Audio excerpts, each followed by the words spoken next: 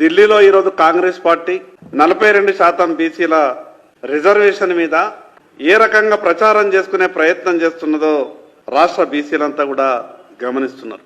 Kamareddy declaration ని అమలు చేయాలన్నటువంటి ఏమాత్రం కూడా చిత్తశుద్ధి కాంగ్రెస్ పార్టీకి లేదు. ఈ విషయాన్ని స్పష్టంగా శాసనసభలో బిల్లు పెట్టినటువంటి సందర్భంలో మేము మాట్లాడినాం. మీ ఆలోచన ఏ రకంగా ఉన్నదో మాకు అర్థమయ్యింది. బిల్లు పెట్టినట్టే పెట్టి దీంట్లో ముస్లింలను బీసీ రిజర్వేషన్లలో చొప్పించి మీరు తప్పుకోవాలనే ప్రయత్నం చేస్తున్నారు. ఇక్కడ బిల్లు పెడతారు, భవిష్యత్తులో ఢిల్లీలో ధర్నా కూడా చేస్తారు అని చెప్పినాం. నేను చెప్పిన దాని ప్రకారమే ఈరోజు కాంగ్రెస్ ఎన్ని నాటకాలు ఆడాలో అన్ని నాటకాలు ఆడేటటువంటి ప్రయత్నం చేస్తున్నది. ఇప్పటి వరకు కాంగ్రెస్ పార్టీ నుంచి సమాధానం రాలేదు.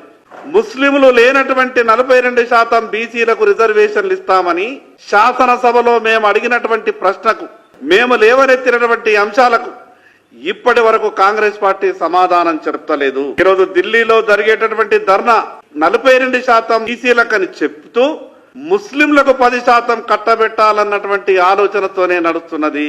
2014లో తెలంగాణ రాష్ట్రం వచ్చినప్పుడు ఈ రాష్ట్రంలో బీసీలకు 34% రిజర్వేషన్లు అమలైనవి. ఈ రోజు ఉన్నటువంటి పరిస్థితి 42% పేరుకు చెప్పే ప్రయత్నం చేస్తూ దాంట్లో ముస్లింలకు 10% తీసేసిన తర్వాత బీసీలకు మిగిలేది 32%. అంటే తెలంగాణ రాష్ట్రం వచ్చిన కొత్తలో 34%.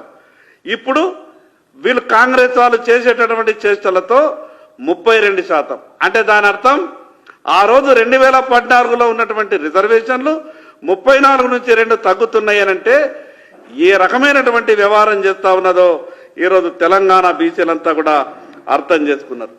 ఈ రాష్ట్ర ముఖ్యమంత్రి రేవంత్ రెడ్డి గారిని కాంగ్రెస్ పార్టీని అడగదలుచుకున్నాం. మీరు కామారెడ్డి డిక్లరేషన్లో ఎంత గొప్పగా చెప్పిండ్రు. సంవత్సరానికి 20,000 కోట్ల రూపాయలు బీసీ సప్లా నిధులని ఏ ఒక్క రూపాయి మిగలకుండా సంవత్సరానికి 20,000 రూపాయలు కేటాయిస్తాం, ఖర్చు చేస్తామని చెప్పిండ్రు కదా. 2 బడ్జెట్లు పూర్తి అయిపోయినాయి, నయా పైసా కూడా రాలేదు. ఉమ్మడి ఆంధ్రప్రదేశ్ రాష్ట్రం ఉన్నప్పుడు తెలంగాణలో బీసీ కార్పొరేషన్లలో వేలాది మందికి ఉపాధి అవకాశాలు వస్తుండే. ఇప్పుడు తెలంగాణ రాష్ట్రం వచ్చిన తర్వాత గత 10 ఏళ్ళు టీఆర్ఎస్ పార్టీ పరిపాలనలో గదే మోసం జరిగింది. ఈరోజు కాంగ్రెస్ పార్టీ వచ్చి 20 నెలలు గడుస్తున్నా ఆ రకమైనటువంటి మోసమే జరుగుతున్నది.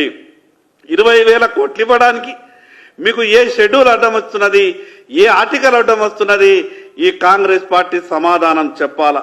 మరి అదే విధంగా చాలా గొప్పగా మాట్లాడుతున్నారు కదా 42% గురించి. ఏదో ఇచ్చినట్టు సంబరాలు చేసుకోండి అని చెప్పారు.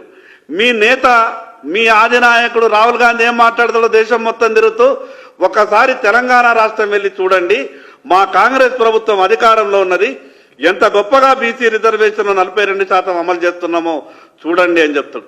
ఎక్కడ అమలైంది 42%? ఎట్లా మాట్లాడతాడు మీ రాహుల్ గాంధీ? తెలంగాణలో ఏం జరిగిందని సంబరాలు చేసుకోమని చెప్తా ఉన్నారు.